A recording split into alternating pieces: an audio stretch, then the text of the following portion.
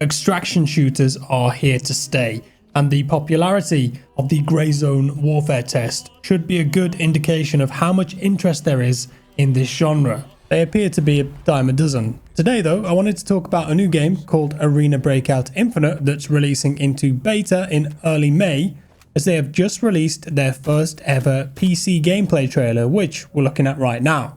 If you're a big mobile gamer though, you may be familiar with the name. Arena Breakout is a very popular mobile game that released last year and has often been referred to as a mobile version of Escape from Tarkov. I think the comparisons to Tarkov are pretty inevitable these days though when a new extraction shooter comes out, as a lot of people see that as the benchmark or maybe the first to do it, at least in terms of active players. So I'm naturally going to compare this new game to Tarkov as well. Breakout Infinite isn't just a PC port of the mobile version though. The PC version, they say, is very much built for PC, and it's been advertised as the most hardcore military first-person extraction shooter on the platform. The bold statement, yeah, it's a bit of a mouthful, but also a big claim. The goal here is simulation, so fans of games like Tarkov, Squad, and perhaps the new Grey Zone Warfare should feel right at home. Where there could be a big difference though is in the quality of the experience, because the game's creators, called More Fun Studios, said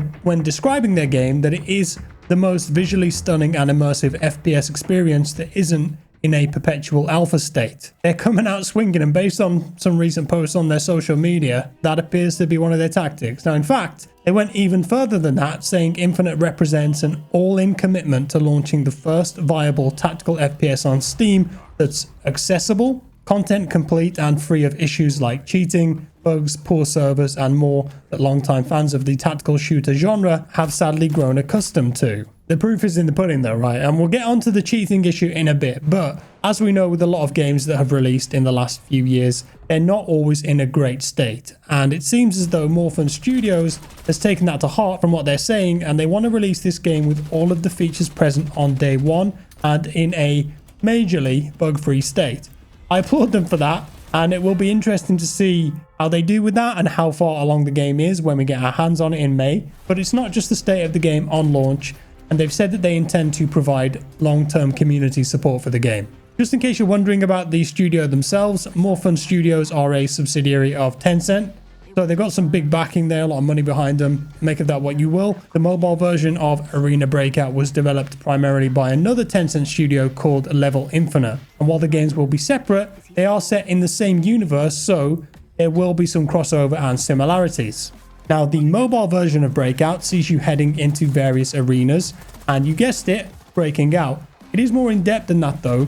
You've got realistic gunplay, looting, and an entire gunsmith system. It's a really in-depth mobile game, and it's very popular. In fact, it's had over 10 million downloads on the Google Store alone with a 4.5 rating. That's based on almost 600,000 reviews too, so that appears to be pretty good going. It's also an incredibly difficult experience to bring to mobile and pull it off, just because of the sheer amount of elements in a game like this. So the fact that they've been able to achieve that and apparently done it well, I've never played it, that does give me some hope though that they would be able to take those learnings and put together something very impressive on PC, even if it is a different Tencent studio. So in Infinite, you're going to be heading into the Dark Zone as a highly skilled military operative, vying to become the deadliest soldier of fortune known to man. Very dramatic, but it did remind me of an old school game called Soldier of Fortune. Absolute banger. Now you're going to head into the war-torn region of Kimona, where just like with any extraction shooter, there are high risks but also high rewards. The goal is to go in and extract high-value items. You'll also be completing missions and various objectives while in the area to make some money.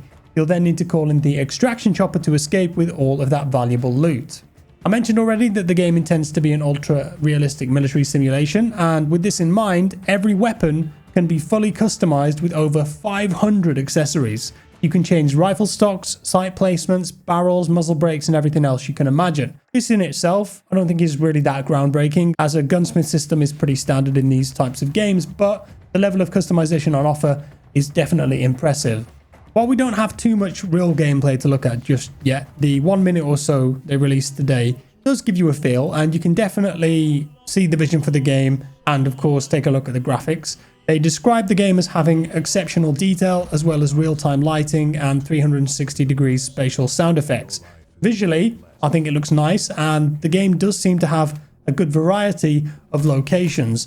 The mobile version has got numerous arenas, so it will be interesting to see if the PC version goes with one large map or multiple smaller areas like Tarkov. I'm not entirely sure if that information's out there, but we'll see. Let me know down below if you have the scoop.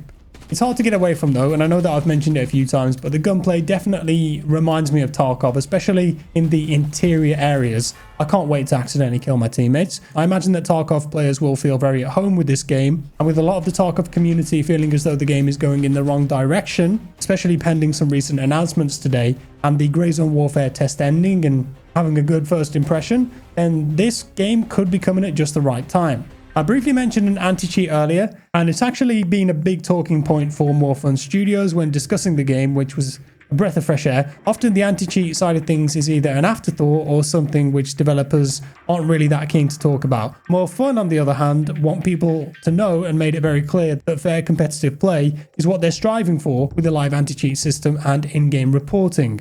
We all know that cheating in PC games is a huge issue. It only seems like it's getting worse, to be honest, but in extraction shooters, an anti-cheat is arguably even more important just because of what's at stake, the gear fear. And I know that might sound a bit theatrical, but as the game is loot based, having that taken away from you by a cheater in one shot, it's even more frustrating than losing a game of Battlefield or Counter-Strike, for example. Yes, I realize cheating is always going to be there. It's an arms race that will never end, but at least they've mentioned it. Hopefully does its job, and it's good to see them addressing it straight away.